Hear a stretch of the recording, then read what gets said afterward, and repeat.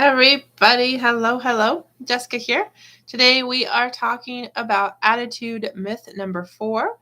So if you have missed the first 3 videos on the Ace Cookie Tutoring Facebook page or on the YouTube channel, be sure to catch those. So the question for today, the myth for today is, does your teen judge a book by its cover? Does he think everything is the way it seems? And when I say this, I'm talking about classes, I'm talking about school in general, I'm just talking about learning in general. So I want to know, has your teen ever made an assumption about something? Has he ever just decided, oh, it's going to be hard, or oh, I'm going to be so bored? I want to know yes or no down below in the chat. And I want to know, what was it that made your teen think that? Was it a certain subject? Was it a certain teacher?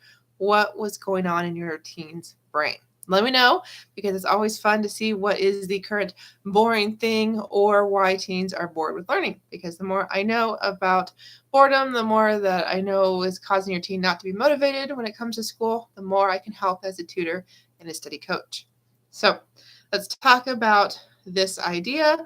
Before we do, I want you to know I have an awesome Facebook group called Teaching Teens to Love Learning, a group for mamas. If you're not part of that group, join us right now while we are watching, while we're live, so you can find out even more awesome tips and strategies. So, all right, you told me yes or no why your teen thinks these things. Does he have an attitude, kind of thought or problem when it comes to new things? Well, I can tell you that if your teen decides this class, let's go with class first. Let's say he's decided this class is going to be horrible. Let's just say he's decided, math is the most boring class I'm ever going to take my entire life. When am I ever going to use algebra 2? Why do I need to take calculus? If that's what your teen is thinking, even before he meets the teacher, even before he opens his textbook for the first time, even before he walks through the door on day 1 of the semester, I got to tell you, that attitude is going to color his entire experience. Okay. He's not going to be very receptive. He's not going to be very interested. He's going to be plain bored. Okay. So we don't want your teens thinking a class is just going to stink without ever giving that class a chance. Now we can take a kind of broader view of that, and maybe it's not a particular math class. Maybe it's just math in general. Maybe some of you watching have sons and daughters that just think they're bad at math. They just hate math. Well, we talked yesterday about, your teen feeling smart enough. So catch that. But do you know that your teen has to remember he's been successful before? Your daughter has to know, math might actually be fun. Like, that's what today's video is about. Like your daughter has to give every class, say, math a chance. She has to go, I'm going to take it because I have to. But even more so, she's going to choose the attitude of, I'm going to find something that's really, really cool. I'm going to find something that's really interesting and that I want to learn. Okay, she's going to find something that she looks forward to learning about. Maybe it's only one unit in that entire class. Maybe it's only one particular type of problem. Or like in science classes, I've worked with a lot of students that love experiment day. And because of time, because of cost, let alone just the kind of everything that goes into running the labs at the high school, let alone college level, your teen might look forward to that particular day. So your teen has to find something to look forward to that makes it fun. Okay, so that's where the attitude component comes in. Your teen has to decide to give that class a long enough chance to find that cool thing.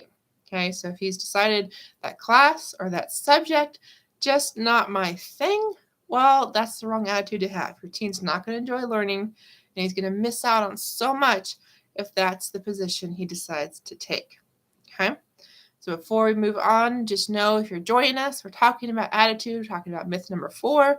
There are so many awesome replays on my YouTube channel, on my Facebook business page from this week's myths, let alone every other video I've done. So catch those replays, catch the future videos live by subscribing, by following. So what else, guys? What questions do you have about this? Because I'd love to hear from you guys. Drop questions in the chat if you have some. Answer them live, or if you catch the replay, feel free to put replay and then your questions, so I know that, there's questions and that maybe I should choose a different time to go live. So, attitude. Here we go. What else should I tell you guys? Well, remember, like I said, judging a book by its cover. Okay. I'm thinking something I want to mention is kids get assigned get projects. That's what I'm trying to say. So we talked about group projects earlier, but I want you to just think about that time you got an assignment and you had no interest in doing that assignment whatsoever. You thought it was going to take too much time. You thought it was going to be really hard. Or you're just like, this is not my thing. Like, I don't want to get up in front of the class. I don't want to write this paper. Whatever it might be, we've all had those projects that we dreaded. We all had those projects we didn't want to do. Your teen has the same thing. Okay, might be a different class, might be a different type of project, but your teen is going to dread things. And as soon as he hears a teacher assign a certain assignment, maybe as soon as he sees it on the syllabus, or if he hears from another friend or another classmate, hey, junior year, you're going to do this, or this teacher always assigns this at this time of year. Your teen's going to develop feelings and thoughts before that assignment even is offered, and he's going to have thoughts and feelings immediately as soon as it's assigned. Again, we're back to an attitude problem. Because remember, I'm not very woo. I'm trying to learn that thoughts lead to results. So that's why we're doing this theme for this week. But I want you to know that your teen, if he's just already closed himself off, he's already decided, I don't like this. This isn't my thing. He's going to miss out. Okay. We go into this more in my masterclass that I'll be running in a couple weeks. But do know that your teen has to have the right attitude. Can't be just a one size fits all thought about a certain class, certain type of project. Okay. He has to be willing to give it a chance. Because if your teen gives something a chance, he's going to learn to learn. He's going to learn, hey, there's something fun in here I never would have found out if I hadn't decided I wanted to learn, if I hadn't decided I wanted to give this, whatever it is, a chance. So I hope this video had some gold for you guys, had some nuggets that you can use immediately with your teen.